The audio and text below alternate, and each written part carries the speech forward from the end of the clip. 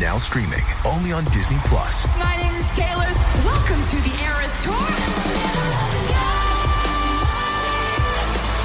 Experience Taylor Swift's record-breaking Eras Tour. Does anyone here know the lyrics? Prove it! Taylor Swift The Eras Tour, Taylor's version, with 4 additional acoustic songs. Now streaming only on Disney Plus. On April 5th, You must be very careful, Margaret. It's the girl. witness the birth Bad things will start to happen. Evil things. of evil. It's all for you. No, don't. The first omen I believe the girl is to be the mother. Mother of what? is the most terrifying 666 is the mark of the devil. movie of the year. It's not real. It's not real. Who said that? The First Omen, rated R, under 17, not admitted without parent. Only in theaters April 5th. This is Optimal Relationships Daily, episode 2113, Holding On and Letting Go, by Nikki Cox of NoSidebar.com. Hello, everybody, and welcome to another installment of Optimal Relationships Daily, hosted and narrated by me, Greg Audino. And today we're going to hear author Nikki Cox recount a recent experience of loss and transition in her life, how it's affected her, how she has learned from it, and how we might be able to approach similar situations in our own lives with the same type of grace. So let's get into the post now as we optimize your life. Holding On and Letting Go, by Nikki Cox of NoSidebar.com. Recently, I had 2 big life changes. My 4-year-old started a pre-K education program, and my 99-year-old grandfather passed away. Both beginnings, both endings, both bittersweet. Both left me with feelings of emptiness and sadness. Both left me with feelings of relief and excitement as for what is to come. Ever since my grandmother died, my grandfather has been ready to go too. Every time I visited him, I'd ask how he was, and his response would be, "I'm still here." At 99, he died of old age. There was nothing wrong with him. No cancer, no heart attack, no stroke. His organs just started failing. Testing showed there was nothing to be done. His body had just reached its time limit. I guess that's what we all hope for, right? To live out our body's clocks. I got to visit him in the hospital at the end while he was still lucid. I'm so blessed to have the memory of his face lighting up as he watched his great-grandchildren. To have witnessed the joy as he high-fived my son repeatedly. To have heard him tell me multiple times, "I love you, Nikki." To hear him say, with nothing but happiness and relief, "I guess I've hung in there as long as I can, and I'm all done." More importantly, I'm also blessed to have had a lifetime of memories of him before this moment. Christmas, birthdays, games of pool he taught me to play and made me the pool shark I now am, and model trains he let me play with. The time I got to spend with him was less frequent since having my children, but still existent. He passed away after less than a week in the hospital. He chose to be cremated. My dad sent me a picture of a box that contained his ashes. I don't think this was done on purpose, but the box was sitting on the kitchen table in his spot. The same spot I saw his physical body sit at all the 35 years of my life. It hit me so hard, like someone punched me in the stomach and smacked me over the head. One day you're here, and the next, you're a box of ashes on the table. Life is so long and hard sometimes. But boy, when it comes down to it, it's short.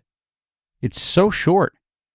About the same time my grandfather was ending his time in this earthly realm, my 4-year-old was beginning a pre-K program.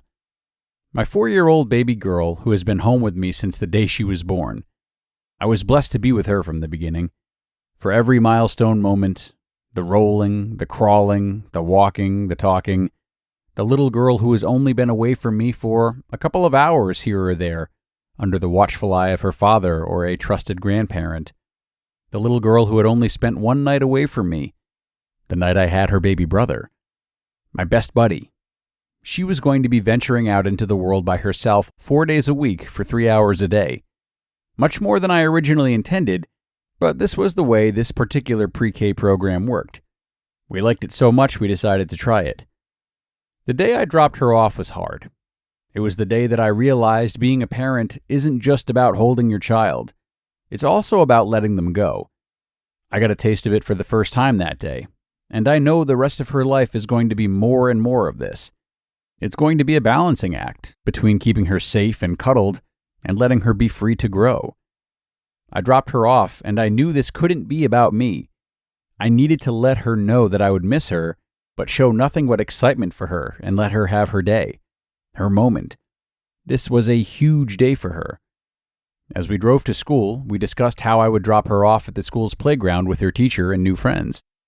I would give her a hug and a kiss and tell her I love her and be back to pick her up in a couple of hours. She said, "Can I tell you I love you as much as I want?"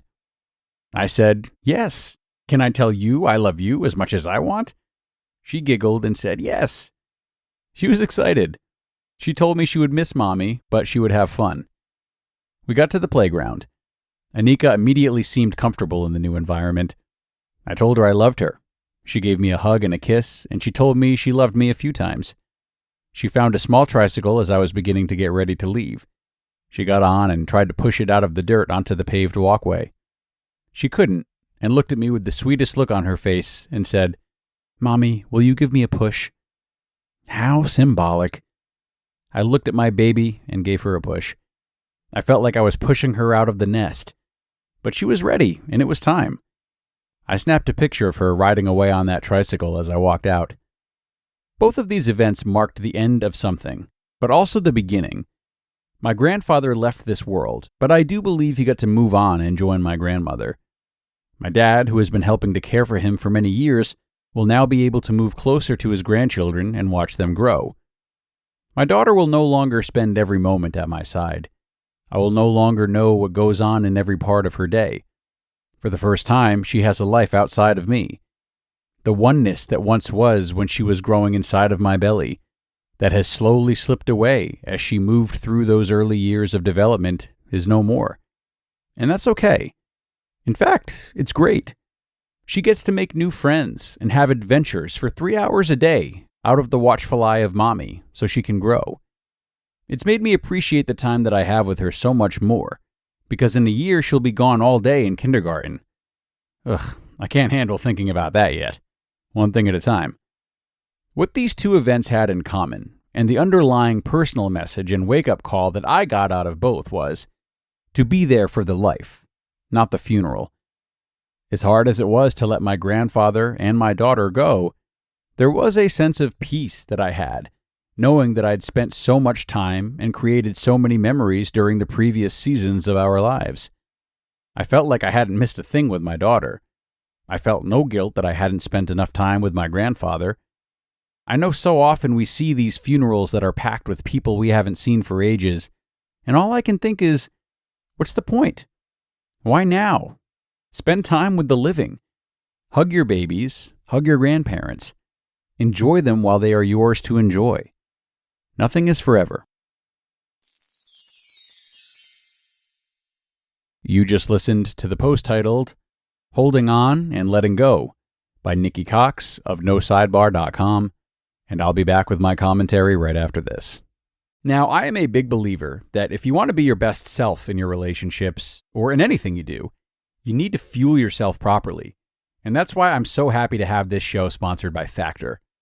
Factor's delicious, ready-to-eat meals make eating better every day easy. You'll have over 35 options a week to choose from, including keto, calorie smart, vegan and veggie, and more. And there's even more to enjoy with over 55 nutrition-packed add-ons that help make your weekly meal planning even more delicious. Factor is the perfect solution if you're looking for fast, upscale, and healthy options done easily. Not to mention it's flexible for your schedule. Get as much or as little as you need by choosing anywhere from 6 to 18 meals per week. Plus, you can pause or reschedule your deliveries anytime with no hassle whatsoever if something changes. So, head to factormeals.com/optimal50, that's optimal50, and use code optimal50 to get 50% off. That's code optimal50 at factormeals.com/optimal50 to get 50% off. Picture a wardrobe upgrade with quality essentials at an unbeatable price. Quince has you covered with timeless pieces that never go out of style, you'll have them in your closet forever. Quince has all the must-haves, like Mongolian cashmere crewneck sweaters from $50, iconic 100% leather jackets, and versatile flow knit activewear. And all Quince items are priced 50 to 80% less than similar brands. That's because by partnering directly with top factories, Quince cuts out the cost of the middleman and passes the savings on to us. And most importantly, Quince only works with factories that use safe, ethical, and responsible manufacturing practices, along with premium fabrics and finishes. And as for me, I love Quince's versatility too. They have great home items as well as clothes, and I've been really happy with the bedding that I bought from them. When you look at it and you feel the material, you can tell easily that it's of high quality. So indulge in affordable luxury. Go to quince.com/ORD for free shipping on your order and 365-day returns. That's QUINCE.com/ORD to get free shipping and 365-day returns. Quince.com/ORD. All right, and thanks a lot to Nikki for this terrific post. I love the awareness and the sentimentality here. I feel it is very similar to how I might have perceived and or written about having the same experience myself. What I identify with the most, though, is the end. We often worry a lot about losing our loved ones, whether it's to death, whether it's to pre-K, or long-distance moves, relationships failing, whatever might happen to break us apart. And I'm no different in this way. For me, I especially focus on when my parents might pass or when my animals might pass. But whatever type of relationship departure scares you, considering it and not shying away from it can be helpful. Because as Nikki ended with, if we can get past the sadness and plunge ourselves into the present, we find that all we can do with anyone or anything we love is to be present with it and appreciate it while we have it. And in doing so, at least we can make our grieving processes down the road a bit easier, knowing that we gave it our all and squeezed every drop of juice out of the experiences of having these objects of our affection in our lives. Loss is hard enough, but it is much more manageable when we know that we did our best with the time we had with our loved ones. And it should go without saying that this type of presence and appreciation only improves the relationships we have with them while we have them. So think about how this might relate to you as we sign off for today, everybody. As always, I thank you so much for being here and taking a conscious step in the right direction when it comes to your relationships. Enjoy your day and be sure to come on back tomorrow for more, where your optimal life awaits.